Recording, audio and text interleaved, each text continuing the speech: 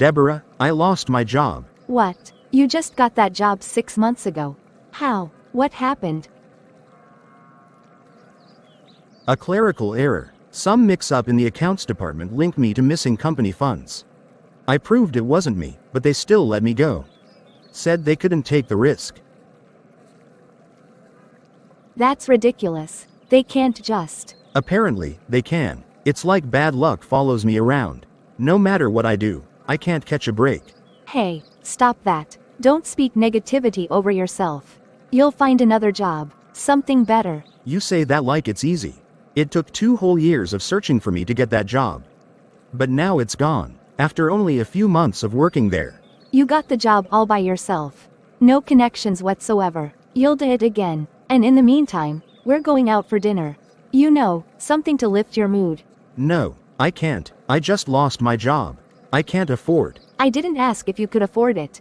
I said we're going. Deborah? That wasn't a request.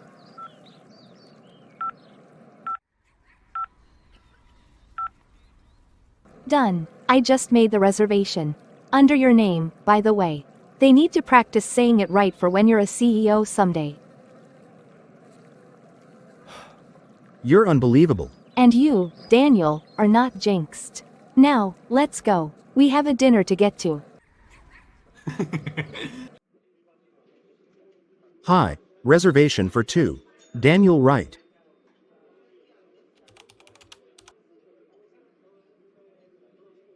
I don't see a reservation under that name. That's impossible. I booked it myself. Under his name. Check again. It was confirmed. Sir, there's nothing like that here. What seems to be the issue? Our reservation is gone. We booked a table under Daniel Wright, and now she's telling us it just vanished. Ah, that reservation was cancelled. Cancelled? Why? By who? Our system doesn't log that. But there's nothing I can do. We're fully booked. Nothing you can do? That's unacceptable. This is unbelievable. How does a dinner reservation just disappear? I understand you're upset. Oh, you understand? Great. Then understand this. I'm not leaving until you fix this. You did not just. Oh my gosh, I am so sorry, sir. It was an accident. This was my favorite suit. I can cover the dry cleaning. Dry cleaning? If this stain doesn't come out, I'm suing you.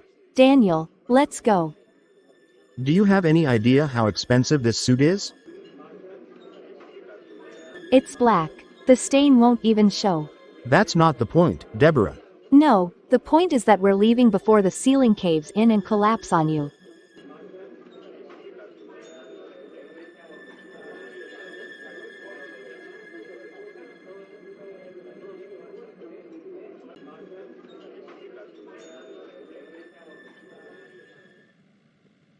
This is officially the worst date night ever.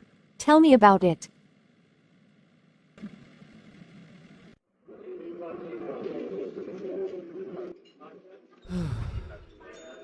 Man, I don't even know why I bother anymore.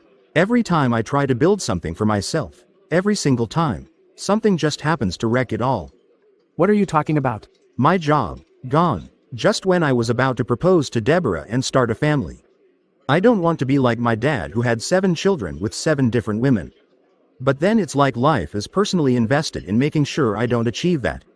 Okay, now you're being dramatic. Am I? You guys don't see the pattern? It's been happening for years. Remember when I was finally about to buy my first house? Had the down payment ready, paperwork set, just waiting for final approval? Then, bam! The company suddenly downsized, and I got laid off. Yeah, I remember that. Or how about when I wanted to go for my postgraduate studies? I got accepted, man. Accepted. Then out of nowhere, my uncle, who promised to sponsor me, collapsed from a stroke a week before my tuition was due. That was bad, man. I've been trying to propose to Deborah for 2 years. 2 years. The first time, I actually had a real job. A stable life. I bought the ring, made a plan. Then the company folded overnight. Just, poof, gone. Man. And last week, I finally worked up the courage again. We went out to dinner. I was going to broach the topic, and guess what? A hurricane hit? The reservation mysteriously got cancelled. As if that was not enough, a waiter spilled wine all over my body. It was an absolute disaster. That's too bad, bro. Perhaps I should just stop trying. They say when you chase something, it runs away from you. Nah man, the problem is that you keep waiting for everything to be perfect before you take the next step. That's why you keep getting stuck. What do you mean? You're waiting for life to give you a green light. But what if the light never turns green? You gotta move forward anyway. You said you've been wanting to propose to Deborah for 2 years now. Why not just do it? It doesn't have to be at some fancy restaurant. If she truly loves you, she'll understand. Or, just buy a lottery ticket. What, Kings, would you be serious for once? I mean it, you never know. Luck might shine on you. Yeah, because gambling is definitely the solution to my life problems. He's got a point, though. Who knows? You might actually win something. You guys are unbelievable. Come on, what's the worst that could happen? Fine, 1 ticket, just so you guys leave me alone.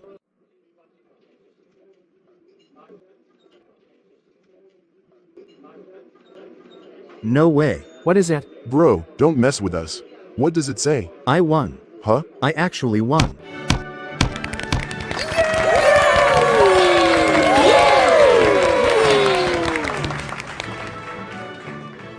Ah, Daniel, man, there's a problem. What problem? This ticket, it expired yesterday. You have got to be kidding me.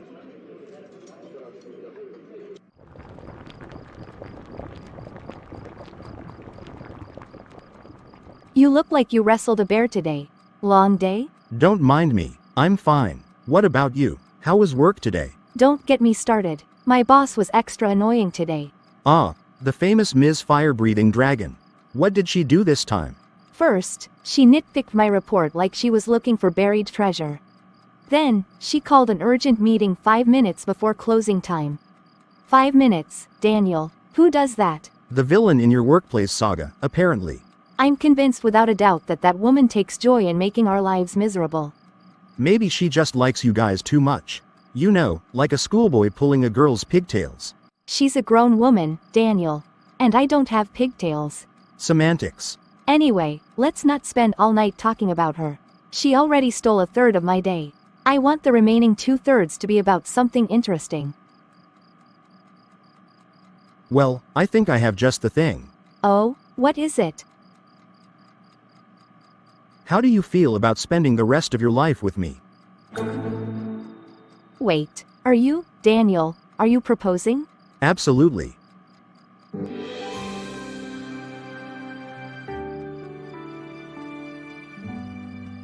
I know things haven't always gone smoothly for me.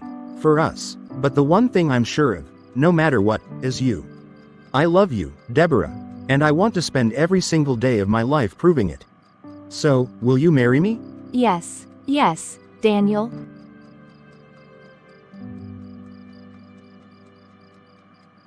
I love it. I can't wait to tell my friends. You mean, before you even say good morning to them tomorrow? Are you kidding? I'm calling them tonight. I'll be on my way now. So, it's official. Daniel and I are engaged. Debbie, I don't want to sound negative, but have you noticed Daniel's life is just different? Different? How? I mean, bad things happen to him too often. Oh, trust me, I've noticed. But I love him. No amount of bad luck can change that. What if it's not just bad luck? It's not that bad.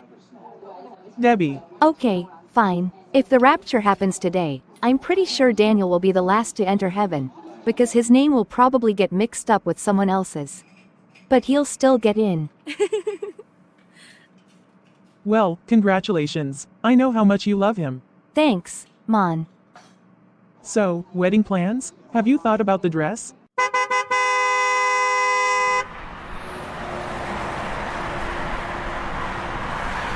Seriously, Daniel, you really don't have to come pick me up from work every day. I don't have to, but what else am I doing at home? Counting ceiling cracks? You could at least pretend to have hobbies. Oh, I do. It's called making sure my fiancé gets home safe.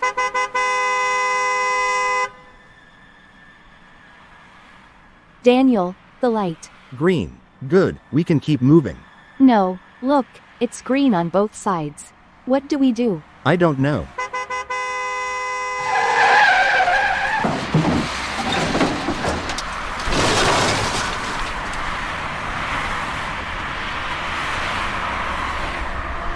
Daniel, what just happened? We almost got into an accident.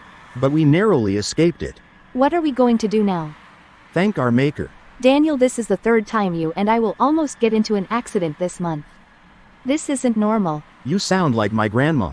Stop reading spiritual meanings to ordinary occurrences.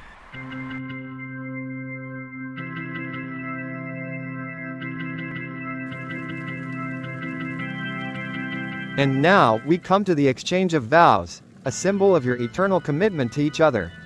May I have the rings, please? You have the rings, right? Me? No. I thought the guys had them. What? We don't have them. I gave them to you. No, you didn't. Are you telling me we lost the wedding rings? I don't. Oh my goodness. Is there a problem? Use ours. Mom, that's your wedding ring. Debbie, we've been married for 35 years. A few minutes without them won't kill us. But, Mom, yours is too big. You can get another after the wedding. Right now, this wedding must proceed. No force in hell is stopping it.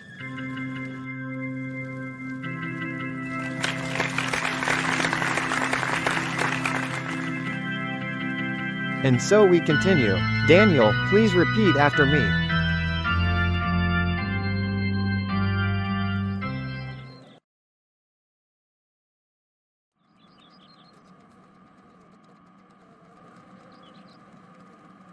Daniel, we need to restock. The pantry's practically empty. We need food, but the money I have with me won't cover everything. I know. I just thought we'd make it till your salary came in at the end of the month. We can't wait that long. I hate this. Being unable to provide. You shouldn't have to worry about things like this. I'm supposed to be the man of the house. I'm supposed to be handling this. And you're trying your best, Daniel. This is just life. Right now, we're building, and sometimes building means scraping by. I just wanted to be the one taking care of you. But now I'm stuck doing a menial job that doesn't cover anything. Oh, trust me, you do take care of me. I mean, who else picks me up from work, listens to me rant about my boss, and makes me laugh when I feel like throwing something at her? You're my husband, Daniel. Not my walking ATM. I'll talk to my friends. See what I can borrow. Good. I'll also talk to Monica. She always comes true for me. Long time, girl, you barely come around these days. Marriage keeping you locked up? Please, I wish. You know me, always running around. I hope you're eating well, though. You look a little slimmer. Compliment or concern? A little bit of both. Thanks, Mon. You always look out for me. Of course, that's what best friends do. Now tell me, what's up? I know you didn't just come to bless me with your presence. Well, actually, I did need to ask you for something. Oh, that tone. Let me guess, money? Just a little. I promise I'll pay you back by month end. Debbie. I know. I still owe you from the last time. But things are just really tight right now. I wouldn't ask if it wasn't necessary. You know I'll always help you if I can. That's not the issue. It's just, this isn't you.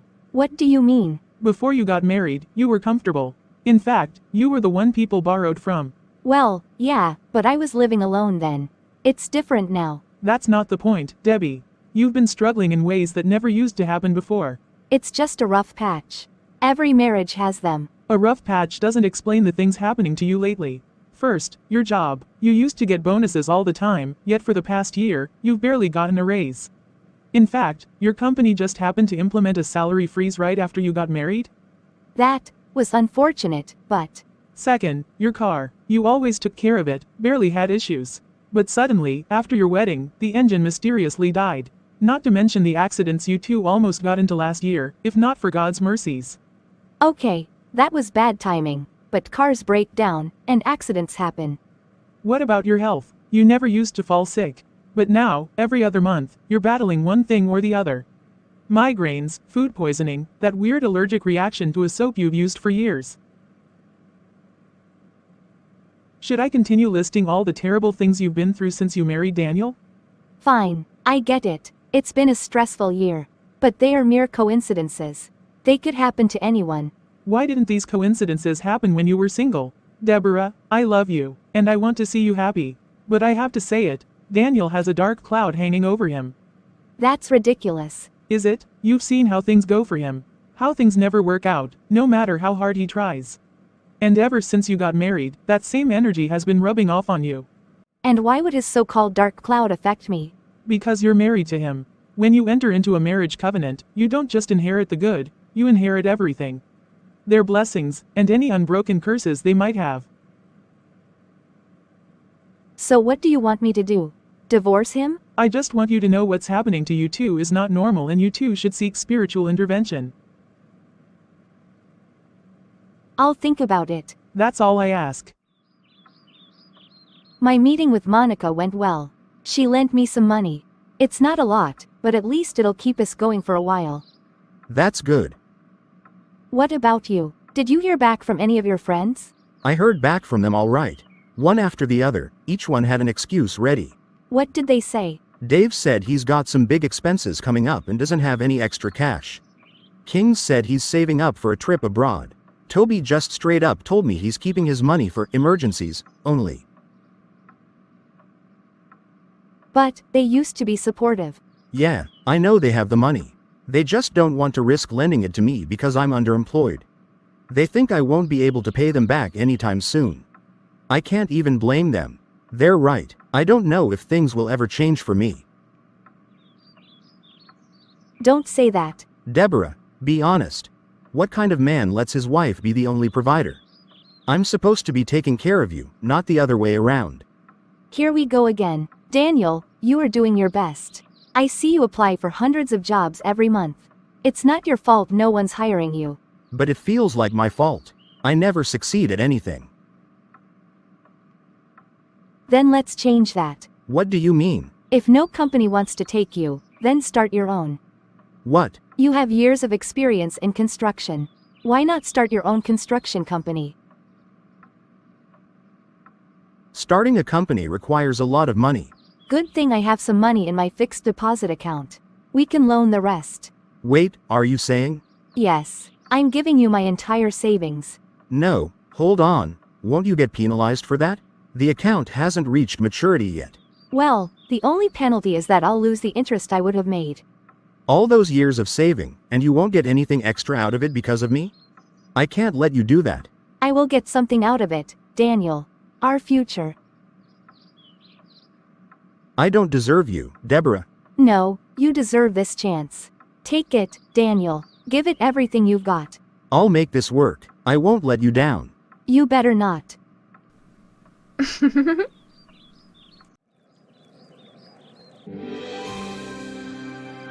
Heavenly Father, I come before you tonight with a heart full of hope, yet trembling with fear.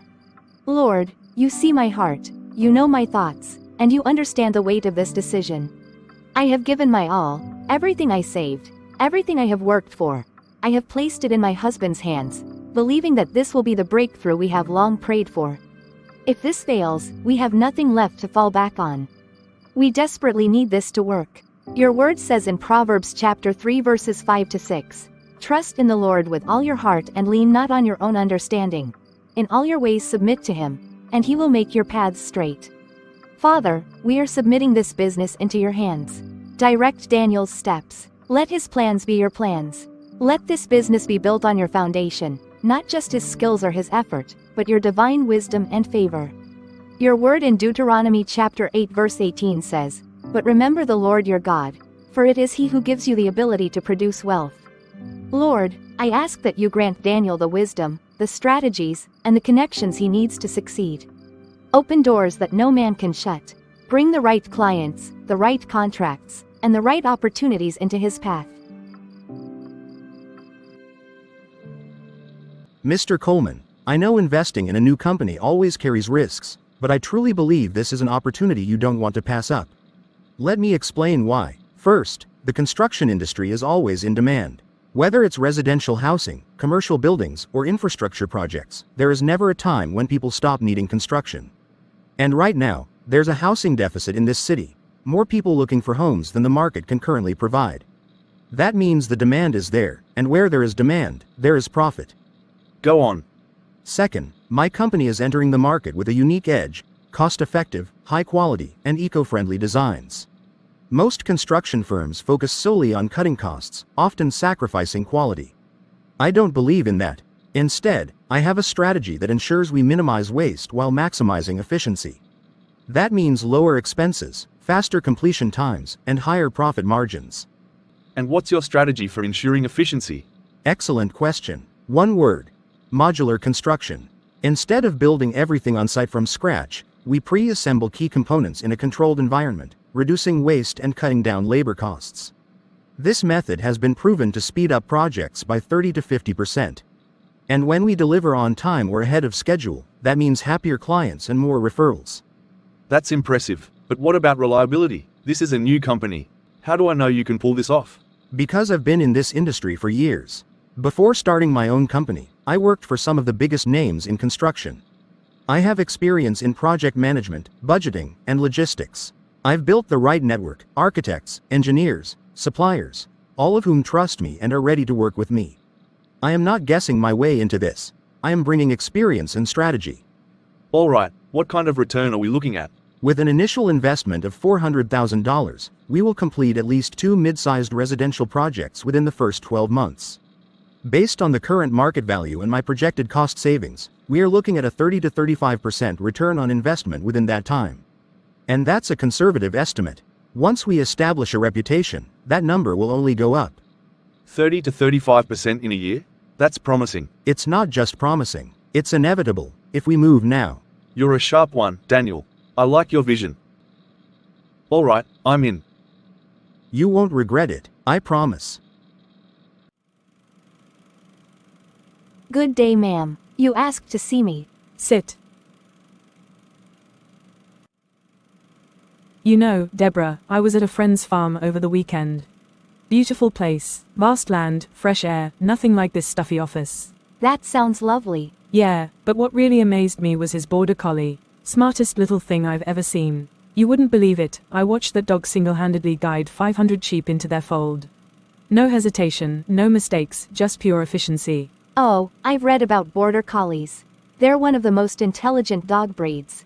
Their ability to herd. Yes, very impressive. You know what's not impressive, though? The fact that a dog, an actual animal, has more work ethic and reliability than all the employees in my company combined. If half of you people actually got your sorry selves to work and did even half of what I'm paying you for, this company wouldn't be in the mess it's in. But no, instead, I have to practically babysit grown adults who don't know how to earn their paycheck. Miss Harrington, am I here because I've done something wrong? Oh no, darling, not you specifically, but since you ask, let's talk about why you're here. The company has been underperforming for the last 6 months. Our profits are down, and naturally, someone has to pay for it. I see. So, as of next month, everyone in your department is getting a pay cut. Understood. If that's all, may I leave? Are you not going to roll on the floor and throw a tantrum, you know, like your other colleagues displayed when I shared the news with them? No, I just want to know if we're done here. Get lost.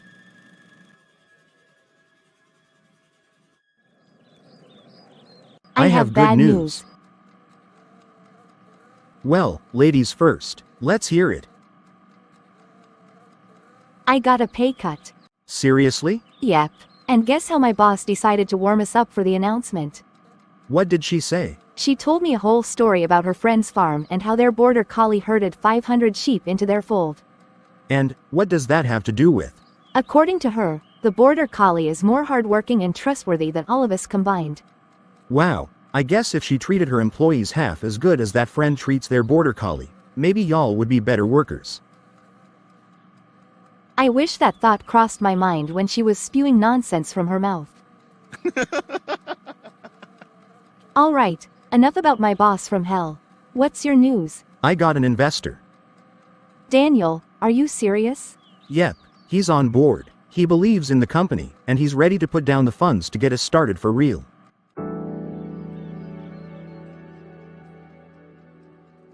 This is amazing. Daniel, I'm so happy for you. Me too. It's finally happening, Deborah. Now that my company is taking off, I think you should quit your job. Quit? Yeah, you hate that place. You hate your boss. And you don't deserve to be treated like that. I mean, I do hate it, but Daniel, I still need the money. Just in case. Just in case what? Something goes wrong? Look, I get it. We've been struggling for a long time, and I know it's scary to walk away from a steady paycheck. But I can take care of you now. At least for a little while, until you find something better. But what if? No what ifs. Deborah, your mental health matters too. That job is draining you. You come home every day exhausted, stressed, frustrated. And it's not just because the work is tough, it's because of her. You know it's toxic. I mean, yeah, it is. You're smart, you're experienced. Your field is always in demand. It won't take long before you get a better job. But that won't happen unless you walk away from this one. You believed in me enough to invest everything you had in my company. Now, I'm asking you to believe in yourself. Okay, I'll quit. You will? Yes, I'll quit. Ms. Harrington, this is for you. What is this? You can't just leave. That's exactly what I'm doing. You need to put in a 2 weeks notice. Why? So we can find a replacement for you. Oh, that's interesting. Because when you fired Christiana last month, you didn't give her a 2 weeks notice to find another job, did you? And not just her. So many others before her were kicked out without warning. So no, I won't be staying another 2 weeks. My resignation is effective immediately. That's not how this works, dear. It's in your contract, and whether you like it or not, it's binding. And what happens if I don't comply? Are you going to throw a tantrum by rolling on the floor, you know, like my colleagues did to you? Oh sorry, former colleagues.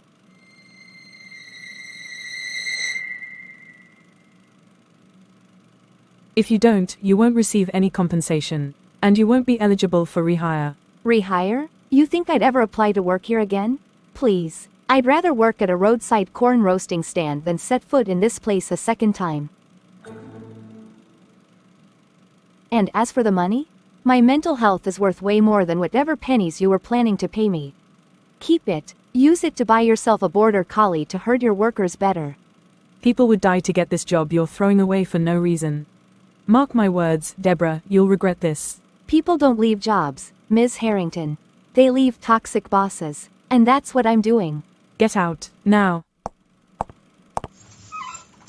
So, how did the Queen of Misery take the news?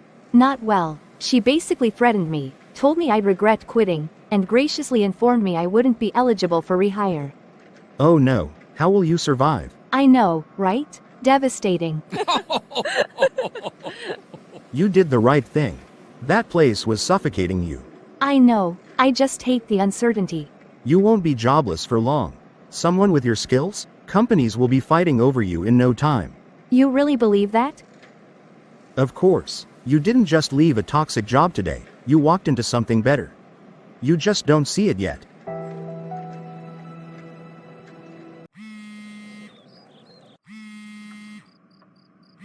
Hello? Daniel, it's Mark. Mark, what's wrong? Man, there's been a fire. What? Your workspace. The whole place is going up in flames right now. I was just passing by when I saw the smoke. The fire department's already here, but it's bad, man.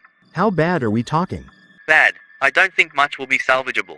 What about the equipment? The materials? Gone, Daniel. It's all gone. Daniel, what is it? I'm so sorry, man. Daniel, what's going on? There was a fire. Oh what? No. No. Daniel, this can't be happening. I know. I gave you everything. I used up all my savings on you. I just quit my job. We have nothing to fall back on. Deborah. No. Daniel, do you understand what this means? We're back to square one. No, worse than square one. At least before, I still had a job. Now we have nothing. Deborah, listen to me. Listen to you? Daniel, how'd I listen to you right now? Our whole future just went up in flames. I still have the investors' funding coming in. I'll try to expedite the process. That money will help us get back on our feet. I know this is bad. Really bad. But I am not giving up. I will fix this, Deborah. We will fix this.